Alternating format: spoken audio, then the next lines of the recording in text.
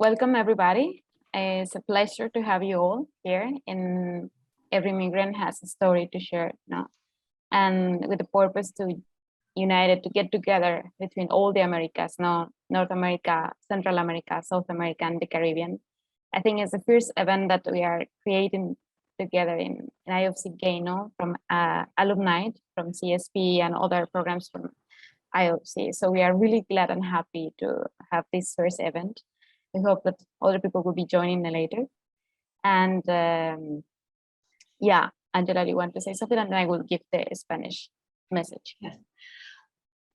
As Erica said, we're just really excited to bring everyone together and to have this conversation. When Eric and I talked about this a couple months ago, it was sort of at the height of a lot of news coverage, especially in the United States, around the influx of immigrants and asylum seekers at the border. And we both just felt like we needed to have a conversation for the initiatives of change community, and most importantly, show the way in which we're all connected. And there are challenges, but also so many opportunities and ways that we can be learning from each other and working together. So I'm just really grateful to be here today, and also to have this opportunity to work with Erica. We've had a lot of fun, and we're particularly excited to hear from our speakers. So thank you again, everyone, for being here. So I will do a short message in Spanish just to acknowledge the language that most of the Latin Hispanic countries speak, and be connected among that language. So gracias a todas las personas que están aquí el día de hoy, y bueno, el día de hoy nosotros somos la voz de todas aquellas personas que no pueden estar aquí o que están en este momento trabajando en los Estados Unidos, en Sudamérica, de esta crisis sistémica que existe sobre la migración, tanto en el norte como en el sur de América Latina y el Norteamérica. El español es una lengua que ha sido, que desafortunadamente tal vez fue impuesta, pero es una lengua que nos ha permitido conectar entre varios países y que nos ha permitido generar y construir cosas. Entonces, este es un pequeño reconocimiento por esta lengua que hablamos en común y porque muchas cosas más vengan en sí. Gracias. Thank you. Okay, so we can, Angela, go ahead. I just want to note to everybody that this meeting is being recorded, as thanks for Rohit for reminding us. Thank you so much, Erica, for that beautiful introduction. And as we were sharing, I think that when we, as I indicated before, when we looked at, sometimes the media covers things in such a negative way, and we're not always seeing all of the sort of the positive opportunities, and we're not really hearing the stories. Everybody sort of almost becomes faceless and nameless. And that was really what sort of prompted the theme of this conversation. Every immigrant has a story, just like each one of us. Each of us have so many moments in our lives that have that have brought us to the place that we find ourselves. And that's what we really want to highlight today, that each person is an individual. They're not just sort of, again, when you look at the images on television, it's just this sort of, this mass of people, and you're not thinking about all of the individual struggles and all of the great gifts that each person brings, that is, coming and moving about as migrants and as immigrants, and the confluence of factors that have brought them to the place that they find themselves. So I think in looking forward to this conversation, I'm really excited to have Perez and Sheril Smith and Tatiana Menjera to highlight some of those individual stories. And so we'll start with Sheril, and I'm going to turn it over to you, Erica, for that introduction. Yeah, thank you so much again for the three of you to give us this opportunity to share about your experience, to share about your work, and that the main topic that brings us here today, that is how it is happening in immigration, what is going on with our countries, not only in the north, but also in the south. Tatiana will bring that perspective that is happening, and also Sheril from the Caribbean, from Jamaica, will give also from our perspective. So for us, it was really important to bring the three main regions, that unites the whole Americas. So Sheril Campbell Smith, she was a co-scholar from she was a co-scholar. She joined in Switzerland in August 1991. She received a diploma in elementary school in 1996 from Sam Sher's Beecher College in Jamaica. And then after this, she applied for the co-scholar program in Switzerland. She has been an international educator since July 2006. She had received the bachelor degree in guidance and counseling from 2009 from International University of the Caribbean, and her master is in education from Walden University in 2012. In June 2019, she completed a certificate in leadership in Caux Leadership Institute. She is currently working on a certificate in language from Full Circle TEFL, which she plans to complete in November 2021. In her free time, she teaches English to ESL students with Latinos in Action. It's the organization that she is also part, and that advocates for immigrants. So she currently serves as the secretary of the organization, and she also volunteers at the Cape Cod YMCA as a mentor of the Young Achiever Group and as a member of the steering committee. She's married to Kennard Smith. She has 2 adult children. The daughter is Kenika, and I pronounce it correctly, and her son is Kennard Jr. So they love to travel and perform in arts and quiet time together. Thank you so much, Sheril, for being asked to be with us together, to be today with us, and it's all yours. Thank you. Thank you, Erica. Hello, everyone. How are you? My story is just a simple tip of the iceberg when compared to the plethora of experiences that we have seen and heard. However, I'm an educator, and I came to the US in 2006. I spent 11 years teaching in Georgia, Little Georgia, Macon, Georgia, where I also was immersed in the culture there, learning the Southern drawl and the hospitality. I volunteered then with individuals who have disabilities, and so they would have been lost in the system. That volunteerism also taught me how much all we need is love. Having left Georgia and traveled to Cape Cod in Massachusetts, that was another learning experience. Cape Cod, though it's New England with the immersion of the Europeans and the Africans and different Brazil, Portuguese-speaking community is very dominant here. However, you have Jamaicans and Haitians and other cultures here. And so I normally immerse myself in my community, which I did as usual. I came here and I started working, not in education, I started working at a nursing home because traveling from one state to another, each state needs a different certification for education. So I got a job. And so I met persons who expressed the need of being wanted, being appreciated as an individual. These individuals were always from other countries or the lesser fortunate in the society from Cape Cod itself.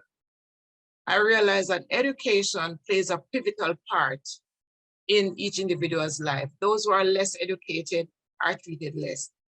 However, as I verge particularly on the immigrants, I've learned that the push and pull factors from Central America, South, or even African countries, they are very different. We all know that the historical background of Central America bases on the gangs and the violent activities that were happening there. So the push factors that caused them to want to come to United States.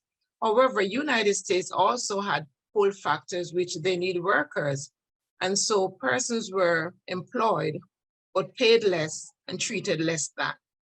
They worked hard, feverishly in whatever area they were given employment. They were willing to work because they had families back home to feed. And so they'd work, but treated less than. So when I met Latinx in Action and the director, the CEO, she's from Brazil.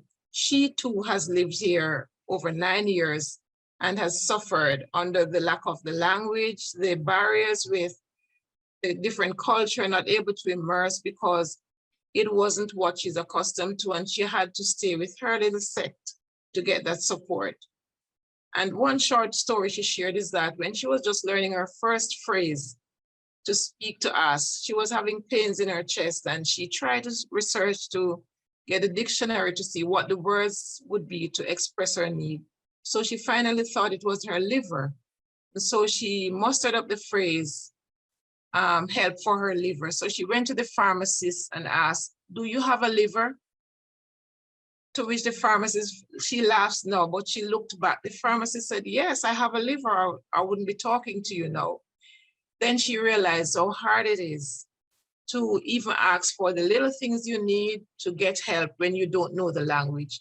So I met with her and she told me what she's doing, and I was sold.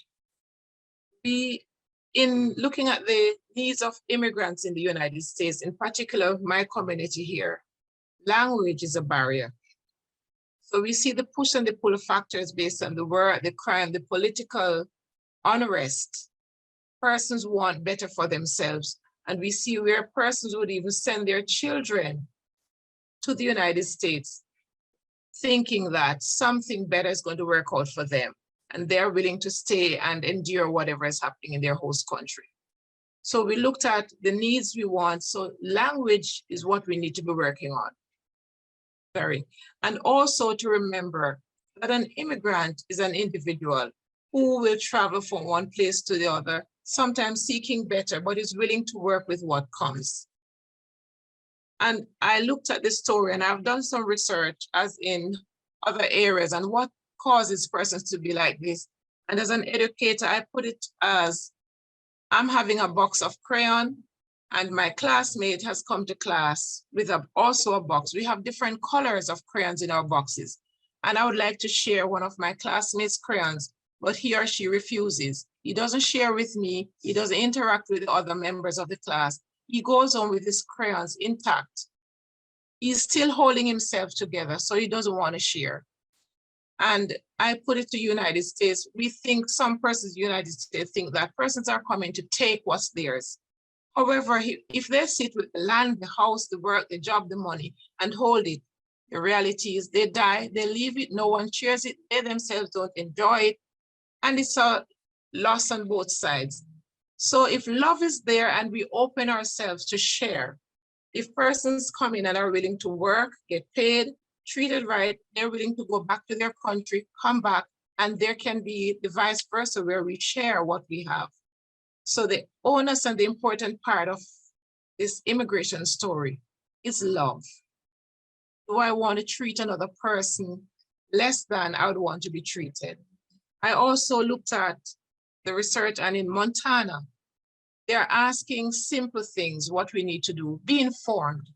If persons are being informed as to what is happening, you're given information, you can use and make better decisions. Information comes also through a conversation. It's amazing when you have a conversation with someone that you judged.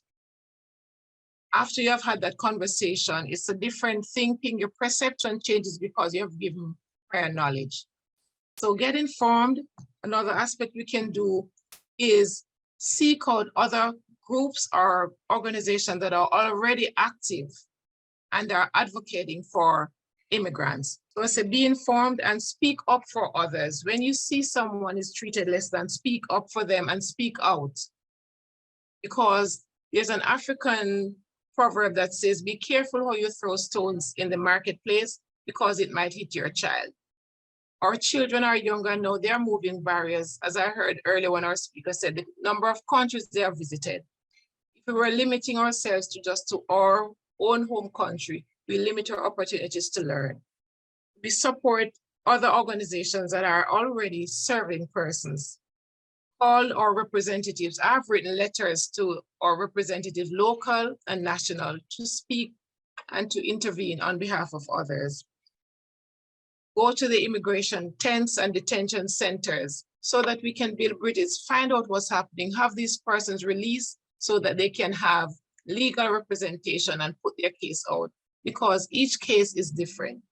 And as we heard earlier, that the media doesn't paint a positive picture of immigration. It's not an ugly thing. It's not negative. It's not destructive. It's movement of persons from one region to another for various reasons. Join with others, share on social media, tell others what's happening, volunteer as we have had, so that persons can learn another language and be able to get involved. I thought also that the important thing for us to move is to have exchanges with our government or institutional system. So, for example, you have teachers from different countries still come now, but allow the United States educators to travel to different countries so that they'll be better able to deal with the difference in cultures. Because when we don't know, we're going to judge. And when we judge, it's lack of love. Thank you. Thank you so much, Sheril, for sharing with us your personal story, but also part of your work story. And it is really important that you mentioned about the language barrier, no? And how important it is to create the spaces and create the people who can connect through them, no, to help them with their own language. Thank you so much, Sheril. So we will continue with the next speaker, and after the three speakers finish, then we will have a time for reflection and then for questions or thoughts to share about. Thank you. And I'd want to invite the audience that if you do have any questions, do feel free to put those in the chat and we'll get to those following each of the speakers.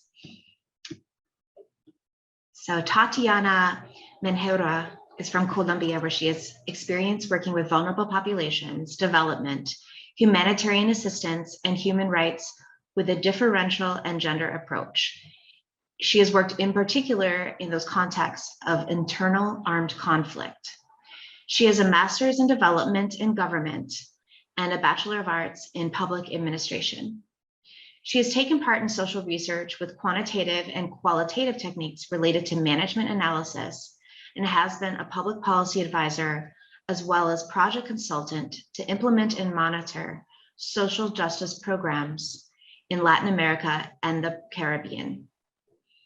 Recently, her attention has been focused on the increase of the migratory influx in the Latin American Caribbean region, especially regarding the Colombian and Venezuelan borders. Welcome, Tatiana. Thank you, Angela. Thank you, Erika. Thank you, everyone, for being here and for listening all of these migration stories. I think that they are really important. And we really need to see what is going on in the Americas and not just only the border between Mexico and the US, but the others, especially now with the humanitarian crisis that is happening in Venezuela. So as you said, I have been working with victims of the conflict in Colombia. So a lot of work with vulnerable population.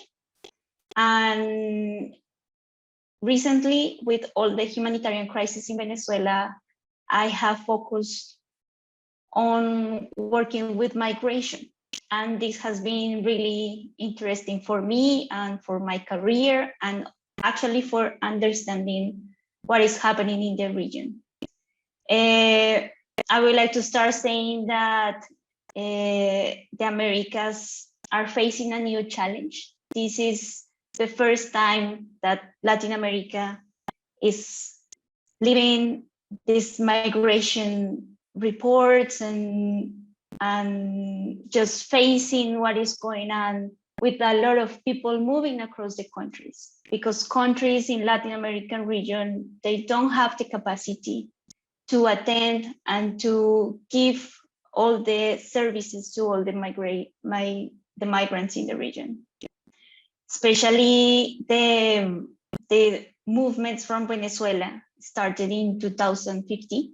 I have some slides if you would like to present them, please. And as there is a few information, I think, about the Venezuelan crisis now.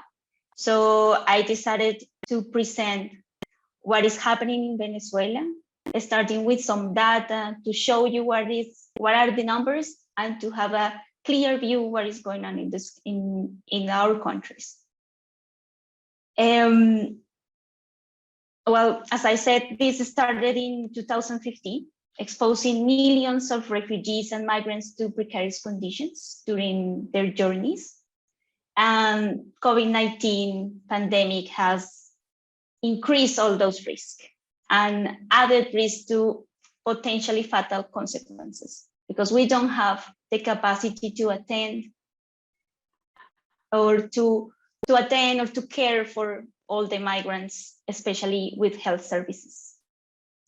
I would like to highlight that Venezuelan economic and political crisis could be seen starting from the 90s, and it has developed since then. From the beginning, the political crisis has increased the movements and the migration from the Venezuelans to another countries. From 2014, I think it was the huge, or the part where Venezuela was with a completely deteriorated economic and political conditions. They didn't have access to food, to medicine, to livelihoods, and this has contributed to a huge crisis in the region. According to the IOM office, more than 5 million people or refugees and migrants from Venezuela have left their country. I would like to share the presentation now. I just wanted to show this map because this map is very clear to show the data and the presence of the Venezuelan migrants in Latin America and the Caribbean region. So as I said, with Colombian border, there are close to 2 million people.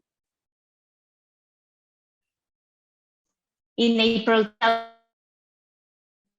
close to 5 or more than 5 million migrants, refugees, and asylum seekers from Venezuela were living abroad, and 4 million were in Latin American countries, mainly in Colombia, Peru, Chile, Ecuador, and Brazil.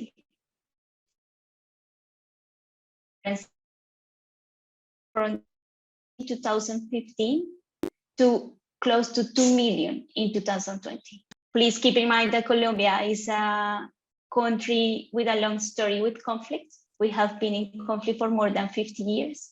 So we have close to 9 million victims of the internal armed conflict.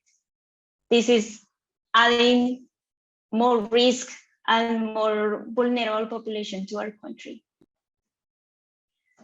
When migrants come to Colombia or other countries in the region, they face important challenges. They came to the countries without resources, without a place to stay, without their families. And this, of course, increases the risk that they are facing now. I have this slide here just to show how is the impact in each of the country where the migrants of Venezuela are located now. And as you can see, Colombia is the one that is facing, with all the 2 million migrants from Venezuela, all the lack of resources, lack of access to food, no place to sleep, lack of transport. If we see at this chart, we can see that migrants from Venezuela, most of them, they lack of financial resources. They lack of information. And when I was asked to participate in this meeting, I said, definitely have to speak up and definitely have to tell the story, because lack of information regarding this topic is one of the biggest problems. We need to show what is going on here. Also, I have here the migration visa status, and this is just to show you the numbers of Venezuelans that are in different countries and the status that they have. What does that mean when someone gives a status? If they are regular or irregular in their countries. When they are regular, that means that some of them, they can have access to jobs, to health, to educations. But those that are irregular, they don't have access to anything. So even if they have a higher education, they can access to any jobs or formal jobs. So the status is really important now in the region. I would like to say that some of the countries in Latin America have new regulations who offers different kind of a status to help them to stay for a period of time in their countries. Colombia, and I think that is a good way to approach to this crisis, is now releasing a regular permit to the Venezuelan migrants since this year, since January, that will allow them to stay in Colombia for a period no more than 10 years. This will help to the migrants to stay in the country and to have access to health, education, and different services. However, we are in the process of regularize all these people, but it's difficult because after they have they finish the regularization process, we also have lack of access to all of those services. So it's like a competition. I see a competition here because we don't have enough education for everybody in Colombia. So we don't have education either for Colombians or either for Venezuelans. So if we give them this permit to stay in the country, even with that service, the country doesn't have the capacity to give to all of them all the resources that they need for staying. And that means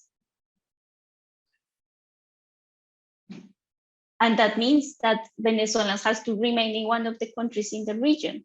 There is no possibility to go back to Venezuela. I don't know if you know about the crisis there, but this is still going on. There are new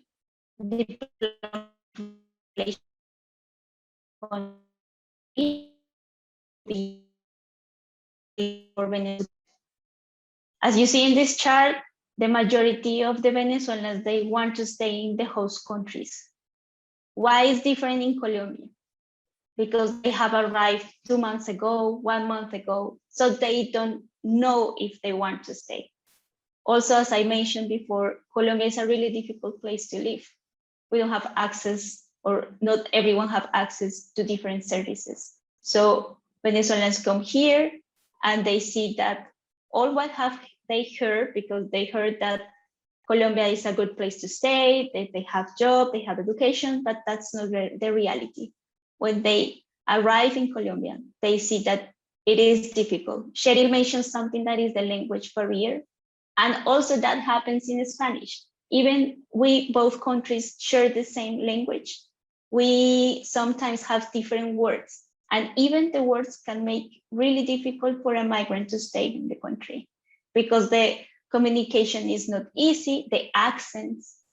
And I remember a story of a woman who said that I don't like to speak.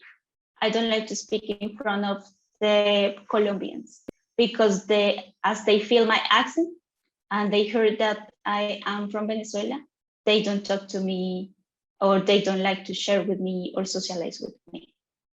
So this chart is just to show you that this crisis is a long way. It will be for many, many years, and governments has to start thinking that the dynamics will change in our countries, that we need to receive Venezuelan migrants in our countries and provide them with the services that they don't have in Venezuela. I also would like to mention that in the region, it's not just only about the Venezuelan migrants. It's a phenomenon that we are living now for the first time in our history. And there are other migration crises that we are living. There are numbers of Haitians and Cubans 20,000 of them remained in the northern side of Colombia because they want to go to the US. And in that journey, they face a lot of problems and risk. And again, all of the problems that I just mentioned before. This is important to mention because now that Haitians and Cubans and some from another African countries are staying there in the northern side of Colombia, which is the border with Panama. To cross, they need to pass the river. So they need a boat, they need some assistance. But of course, we don't have those kind of boats, so we don't have the capacity to help them. And they remain there and they are stuck there without any humanitarian assistance. It is worth to mention that Venezuelans are going as well there because they think as Haitians and Cubans are crossing to Panama, they could do it. But Panama has closed borders with Venezuela and doesn't allow to Venezuelans to cross to their country. So they are even in worse conditions because they have to stay there without the humanitarian assistance and they cannot go to the US. So now we have, I think, crisis in all our borders and it is really difficult to manage. I have here some slides. This is the border with Colombia and Venezuela in the northern part of the country. I stayed there 2 weeks ago and the crisis is unreal. I cannot describe here how the people are really living there, how they can survive with all of those conditions. The picture in the middle is the border. As you can see, there is no institution there, nor police migration or anything like that. So it's like something that I couldn't imagine that was happening there. I had also the possibility to talk with Venezuelan migrants, Colombians, and returnees. Returnees are the people that are Colombians. They went to Venezuela because of the internal armed conflict in Colombia, and they came back. So I talked with them about all of this situation and discuss what was going on and what the government should do to help them. Just me that I cried a lot for the past month, listening to all of these stories that are unreal for anybody. One of the topics that I would like to highlight now is about xenophobia. So the xenophobia is increasing. Not only in Colombia, but around the Latin American region. We have seen the cases in Chile, in Ecuador, in Peru, where Venezuelans are not well received. They have been discriminated by all of the citizens. They think that Venezuelans are stealing their jobs, their educations, their health system. So this is something that we need to discuss, that we need to talk. One of the persons that I talked with 1 week ago, he said that it's a good idea to regularize people, of course, to have the document to stay in the country. But he said, what will happen after? What happens if I receive the document, but the Colombian doesn't want to give me work, doesn't want to give me a job? So what should I do if xenophobia is rising and increasing? What should I do? Yes, I do have the permit. I can stay in the country, but if the citizen doesn't allow me to stay and doesn't allow me to socialize with them, what should I do? And I was shocked because he's right. if we don't accept them, if we don't create the spaces to be with them and to help them somehow from our possibilities, there is no possibility to fix this. My last message will be, if you see someone in need, if someone here from the Latin American region, and if you go to holidays and then you find a Venezuelan family walking, because they usually walk from country to another country, stop there and give them water, give them food, and that's it.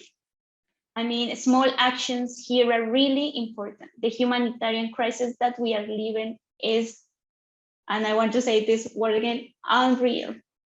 This is the first time that I'm seeing something like this in our region, even though we have all of the problems and all the history that is behind us as a region. So yes, small actions important. Please do whatever is in your hands to help the people that are around you. And that's it. I would like to close with that. Thank you, Tatiana. You've given us a lot to think about and take in. I'm going to introduce Ali Perez as our final speaker, and then we will take some time to hear from the audience and have some questions and answer, and sort of dive a little bit more deeply into some of what everyone has been sharing. Ali Perez spent 13 years assisting immigrants on the Texas-Mexico border as an immigration attorney. She spent most of her time assisting Central American migrants seeking asylum in the United States from both detention centers and after release. In addition to law, Ms. Perez is a certified coach working with people with ADHD and focus goals. She resides in San Antonio, Texas with her husband and 4 young children. She participated in the IofC Caux program during the summer of 2005. Ali? Hi. I want to say thank you for having me. My youngest is 6 months old, so this helps me feel like a grown-up and valued in a different way than that which an infant values you.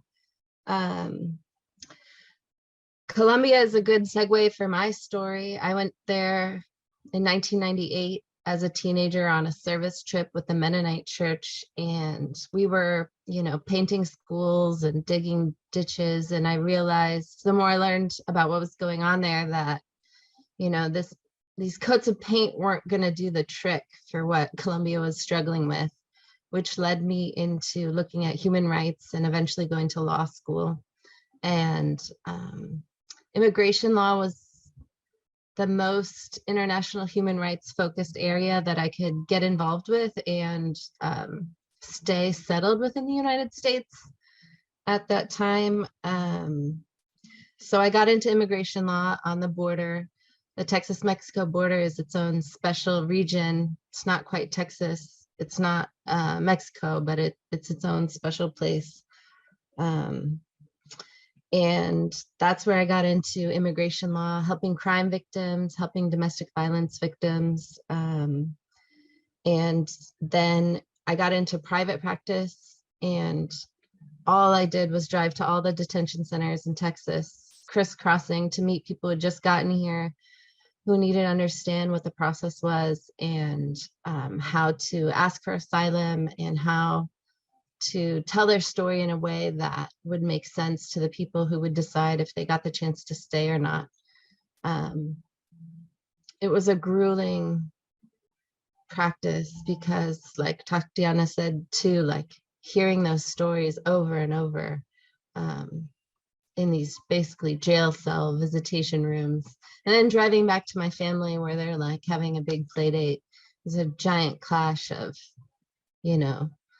privilege and freedom and struggle and strife. And especially during the last 4 years of the American presidency, it was really devastating to a lot of attorneys because the law changes very quickly based on politics. And so what was happening to our clients was even more devastating. that's when I got to the point that I realized I was going to make a shift. But I'll talk about that a little more at the end.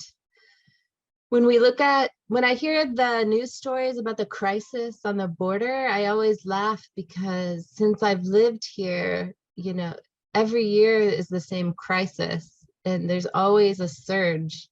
And so I just wonder why that word crisis is even used anymore when it's such an ongoing part of how this world works and what's been happening in Central America for years, and people have been coming here for years.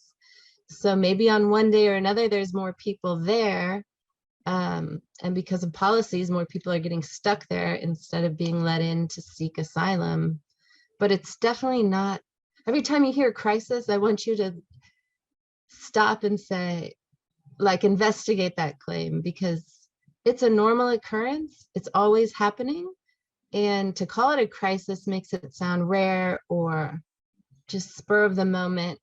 And it's not. It's part of what's always happening at our border, what we always need to be thinking about. And instead of pretending it's an emergency or a day-to-day political issue, it needs to be brought into our public discourse in the United States of like, this is a part of our nation. This is a part of what's going to always be happening.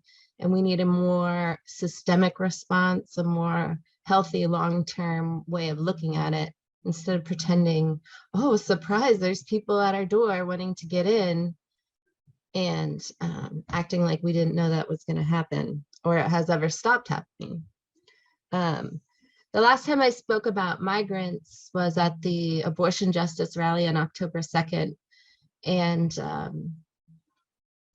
the people coming up from Central America who do make it here, about 80% of them in one study were found to have been assaulted sexually, including rape on the way here, which was why I brought it up with the abortion justice, because then those people are brought into a system where they don't speak the language, don't understand everything that's happened, don't understand their rights.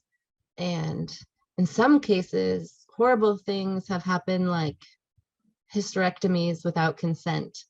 And in other cases, people have been prevented from getting abortions where they were raped. They're pregnant with somebody who raped them on the way up here while they were fleeing violence and situations where maybe the sexual assault was one of the main, and abuse was one of the main reasons they came here in the first place. The point of that rally for me was a concept of normalizing the idea and the word abortion in the United States for healthcare justice. And I guess that's my message with this crisis situation and migrants is the more we normalize, it's unfortunate, but that people are always having to migrate, but the more we normalize the concept and the word and bring that issue to every conversation about politics, or when we're like Sheril talking about education, when we're talking about healthcare, bring the migrant angle into it and make sure that if they're not at the table, that issues are at least brought up, the questions brought up, so that, you know, considering where migrants fit in and how this is going to affect migrants is just a normal part of the conversation, a normal demand instead of an afterthought. I'm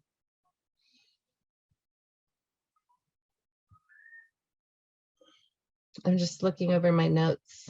Oh, and Tatiana mentioned xenophobia, and from my studies and what I've thought about, you know, fighting for economic justice and dismantling the systems of oppression and hierarchy of power are going to be really important to dismantling xenophobia. At the heart, conflict is about fear, resources at the very base is my belief. If everybody had enough of everything and weren't in fear of losing it, they wouldn't, you know, stay to their tribe of people and try to prevent people who look different and didn't seem to belong from getting their things. That concept that we're all in this together, you know, migrants aren't just showing up, they're part of our story, they always have been. They don't have enough, we don't have enough, we're all in this together. Finding those common themes and going towards the positive, the things we have in common that are positive. People are most motivated to act based on positive psychology and benefits. And how can this benefit me? Well, if I unite with the migrant cause, then we can all fight together for those resources that we don't have. So using positive psychology as a way to show people how they can meet their own goals by seeing where they meet the goals of other people and seeing, I think that's going to be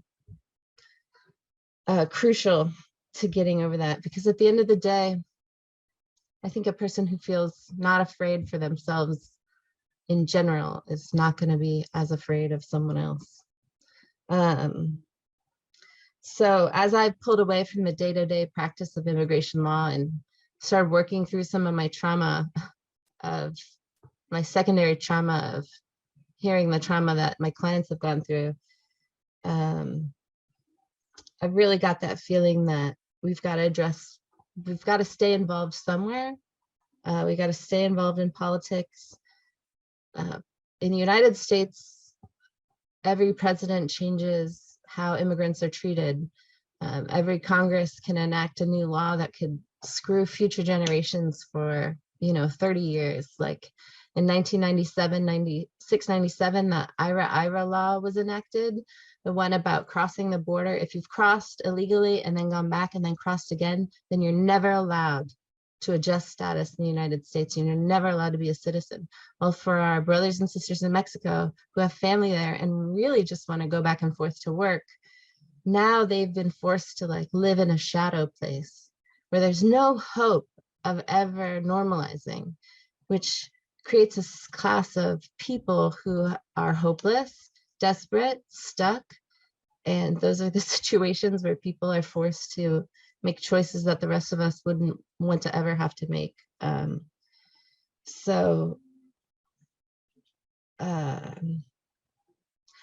the decisions that get made about who stays in detention or who leaves. There's just so much in the United States immigration system, there's so much whim. It's not like a criminal court. It doesn't have the same way of being governed. You don't have the same set of rights. You're treated as less than a criminal as far as your due process goes. And one time saving a kid from El Salvador was as complicated or as simple as me pleading to the judge in court that his mother and his other brothers had already gotten here. There was no one left for him. I happened to be 8 months pregnant at that time, and just begging this judge to find that the kid had a fear of being harmed if he went back. And he said, against my better judgment, I'll give you this. And I was like, thank God. Now that kid, 10 years later is a resident and lives in the Northeast somewhere. But if on that day that judge had just felt a little different, or I hadn't fought as hard, that kid would have been left to go back to a situation that he couldn't control and make decisions he didn't want to make at risk to his life. We also fought a 3-year fight for an African immigrant who came through South America and came to the border, and he was imprisoned with immigration for 3 years while we fought to get him released. And nasty immigration judges, people who hide evidence or don't listen to it, or just there's a lot of racism within the detention system. That guy was stuck forever, but he wanted to keep fighting, and he did, and we finally got him out with a nationwide campaign for him. We had to pull him off a flight. But the amount of effort we had to put into saving one person while that flight still took off with everyone else, it's heartbreaking. Fortunately, he's alive and well and has a kid and lives in New York City, and he's going to be a resident soon. So it is a difficult fight. after I'd been in it for a while, I realized I don't believe in deportation, and I do believe in some form of open borders, and it's all just arbitrary and made up. And if we had less faith that these borders were finite and real, then we might deal with what's on the other side of them instead of just pretending we could defend our border and be fine that way. But I did also learn a value of respecting borders, understanding them, for mental health. And at the end of the day, while everyone, I think, should just be involved somewhere, somehow, volunteering at that one place, even if it's just one finite organization or you've helped one family, taking care of yourself and making sure you know the boundaries of your heart and your energy, and also maintain that sacred space and make sure that you don't pour yourself out so far that you have nothing left to give. You need a border around your heart so that it can keep your power and energy and love in there, and remembering to step back and let others take the lead. A lot of attorneys get burnt out. There's a lot of attorney suicides. It's one of the worst professions, alcoholism. And a lot of helping professions have that same weight on them. So also in the fight, respecting boundaries of identity. We don't want to say that everybody is the same, respecting how people are different, respecting where they begin and where you end and they begin, in order to better help people with what they actually need, as opposed to what you think you can give. That's a really important lesson, especially for all the do-gooder white people in the United States who still get a little offended when they're told how to help, as opposed to being allowed to help how they had in mind. So I've got 2 books in front of me that I wanted to share, because I did figure out that I had ADHD, which is I think the stress of all those years and then having all these children brought it to a point where I was like, why am I so stressed out? And I realized boundaries are a part of that. It's a performance disorder, and it's hard to switch gears and have boundaries. But I think it's an important lesson for everyone. But a couple of since I'm coaching now, the Book of Joy by the Dalai Lama and Desmond Tutu is a beautiful book about people in the midst of the worst struggle, finding the way to be joyful. I've also got this book called Radical Rest. I haven't read it yet, but it's another concept of, finding that balance as we go forward and fight, of also resting, rejuvenating. And if I've learned anything from all the people that I've gotten to learn from, it's that, they want to be happy and safe and free. And if we don't take the time to be happy and safe and free as we can be in our circumstances, find that joy and really enjoy the joy, then it's not worth it. The people that we want to reach don't want that for us, and they want to reach a place where they're happy. So it's really a worthy goal to make sure that you put joy and rejuvenation in your list of ways to save the world, by loving yourself and rejuvenating yourself and feeling the beauty that you're fighting for everyone, and making sure that you get a piece of that too. And that's my show for today. Thank you, Ali. I think that's a really good transition for us, because we want to take at least a minute of silence to just, in the tradition of initiatives of change, to take a minute and reflect on what we've heard, and then we will transition and take some questions from the participants. So if everyone can just join me for a minute and just to reflect on what we've been listening to.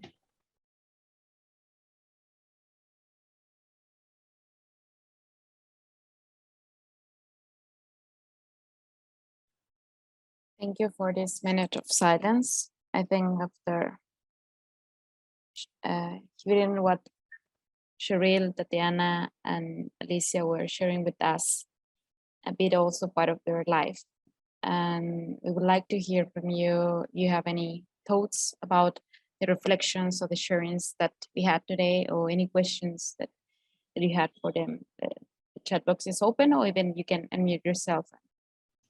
I am so grateful for each of the three speakers and for the learnings you have brought to me. As I sit 15 miles west of Washington, D.C. And my heart and tears and love go out to each one of you who has spoken and all others who've taken the time to join this call. I have appreciation for each speaker, but what Ali said in her wrapping up about self-care and is so important. So this comes with deep appreciation for everything today, and I am so glad that we can take some more time just to be together. The fact that the event evokes the Americas makes me very happy. Americas, South America, Central America, Northern America. Thank you. Thank you for that. Thank you for the vision. I'd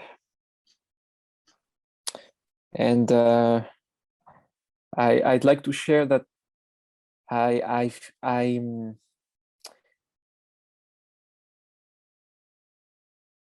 why, but this is one of my first IofC gatherings in which I have personally been in the presence of the pains of systemic oppression.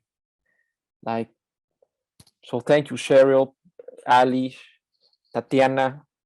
I mean, wow.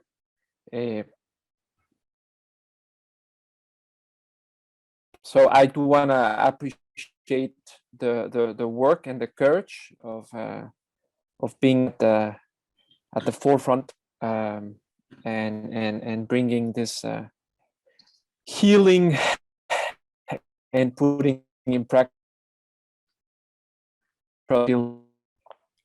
So my question is about for me it's more than just self-care. It's how do we build systemic grace? So my question is about best practices. Sheril, Ali, Tatiana, or others in the call. What brings that sense of strength, of absolute love, absolute unselfishness, absolute honesty, absolute purity? How do you bat yourself with that profound love and conviction to keep doing the work? What has been the best practice, and if you would like to do it here in this space? I may think about something, but that's the question. And again, thank you for your very generous offering and sharing. I may respond first. Thank you for your question, Rico. Personally, my space and my coping mechanism, if I should say, education. I seek every opportunity to be informed about a matter when I don't know. I try not to go around that because I have a master's, I know it all. I ask the questions and I ask what I want to know, and I'm open to the response. I'm also very cautious as to my priorities. My priorities first is to leave this place, the world, the little space wherever I occupy, wherever I go, a better place than I found it. So I take very few things personal. I have more concern for a person who would want to attack me or speak ugly to me because of the color of my skin or my accent. I have more concern and compassion. So I seek education. I embrace and then use compassion, empathy, And more so, I guard my peace, my inner peace. I keep telling myself, this battle is not mine. It's bigger than I am. However, I can fight my bit of war through empathy, education, and compassion. Thank you. Just want to mention that it is difficult. I don't have like the perfect way to deal with all of the stories and all what we have lived or through the crisis of others. As I mentioned, I have cried a lot. Always when I finished doing the workshops, I stayed with my boyfriend and we discussed what I just have seen. And I think that moment, that is also very sad, but it's a really good moment for me, just to discuss what I have seen, to see what I have been affected, and at the end, to see how can I help, because that's what I moved to do. I really like to think how can I help somehow with the small actions that I was talking about to the people that are more vulnerable. So just to tell a story, what I have seen is that the migrants, they don't have access to information. So my boyfriend is a designer. So what I did was to write like 6 long pages about how they can access to the services. And I asked them to help me to make those 6 pages in 1 page. So we created a page with a lot of information, how they can have access to those services, how they can go to an institutional education and ask for the services, how they can have the COVID-19 vaccine, something simple as that. And then I went with all of those pages and with my workshops, and at the end of the workshops, I gave them to them. And I hope that somehow those help them to have health education or whatever, even just the info. But what I move is just the willing to help. Maybe that's the conclusion. If I may jump in, I just want to acknowledge the strength of all the speakers. I know that it took them a long time and a lot of pain to be here and to share what they shared with us. And the secondary trauma that Ali had mentioned, Tati is going through it, your boyfriend is going through it all the time.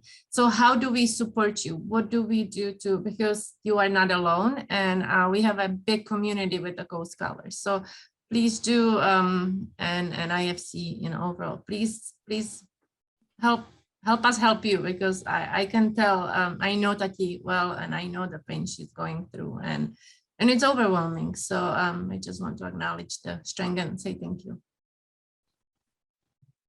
The thing that's helped me a lot, especially as I've learned about coaching, is, and I'm sure we started learning about this in Caux, but maybe I wasn't as ready, but really owning yourself and then being open to really hearing other people, asking really actual open-ended questions is just harder than it seems, so that you can really receive people. And this is zooming out of our ego, like this isn't about us. None of the stuff we're fighting we actually cause. And I use things as silly as horoscopes, or I also have a tarot app, like just anything that takes me out of my head and gives me extra perspective. And I love personality tests like strengths finders, because also once you know what you can do great, you can be like, well, I can't do that, so I'll try to find someone to take care of that, and I can focus on what I'm good at, and then you feel good and you do more because you feel effective. Radical acceptance of situations, of ourselves, of others, feeling and learning to sit with uncomfortable emotions, and you feel it in your body. And what am I feeling? What does that make me think? What does that make me want to do? But what should I do? Like analyzing your process from something happens, your body reacts, your thoughts react, you make a choice, and like breaking that down has really helped me see that like we're kind of just like weird little animals, and we can be retrained also. And so where am I at? Am I actually anxious, or do I just have a tight throat because of allergies today? You know, just pausing and taking a deeper look, have been the things that have helped me a lot. And sharing is super helpful. But yeah, I'm definitely going to think about that question about secondary trauma. I was never actually able to read my secondary trauma book because I was so traumatized at the time, but there's a really good one that I have. But I'd love to talk to you more about how IofC could bring us together more. Of course, this has been awesome. And I've always wanted to share with IofC about my experience. So I'm really thankful. Sorry I talk so much, but I'm just excited. If I may add one more thing. Thank you, Ali. I really like what you're expressing now. I'm also reading this book currently on uncomfortable conversations with a Black man by Emmanuel Acho. And what I've learned and I've realized in conjunction with my course in Caux in 91, I went back in 95, so it's a combination of things. In 95, when I went back to the conference and listened to world speakers as they pour themselves out that the concern they want is peace, in tears, I've learned myself to realize that I have everything I need. I have everything I need while I'm alive. So it's just to apply myself to life situation and be open. Emmanuel in his book spoke about culture as against race, because my children were born in Jamaica, they grew up in the US. However, their culture still remains Jamaican, but the Black behavior is different. So it's a great dynamics. Each individual comes with diverse, someone spoke about gifts, talents, and abilities.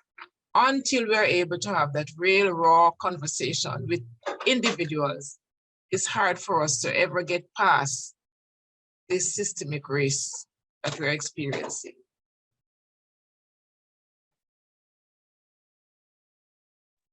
Thank you so much, Sheril, for sharing with us, and Tatiana and Alice. It was a pleasure to have you all, and also all the people that has joined to us. I think we all had a great time, and thank you for joining us today. And it was a really nice and helpful and hopeful session for today. I don't know if Angela wants to add something. Thank you, Rodrigo, also for sharing always in the chat box the practices and things. Yeah, and I think we can still going ahead and practicing between more sessions among us, not from the region. Yes, thank you so much, everyone, for joining us today. And I've been going through the chat, and I hope everyone has had a chance. There's been so many great suggestions in addition to what Ali and Sheril and Tatiana offered. I mean, the processing that Tatiana talked about, the, sort of sitting with your emotions, letting them go through you, whether that's laughter or tears, finding really constructive ways of offering your services. I really appreciate, Ali, how you seem to have gone through your own journey and awareness. I know you might not have read that book on secondary trauma, but you seem to be quite an expert. Whether it's sitting, like sort of seeing how your thoughts and your body and all of that, those emotions are connected, and being open to that. And I think that openness and that transformation is such an important part of moving into that direction that Sheril talks about with love.